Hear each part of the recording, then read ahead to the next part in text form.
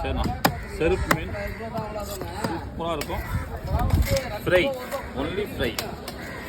Fry பண்ணிட்டு ரசம் இல்லை சாம்பார் ஏதாச்சும் ஒன்று. சரிடா, என்ன சிக்கன் முடியுது சாப்பாடி.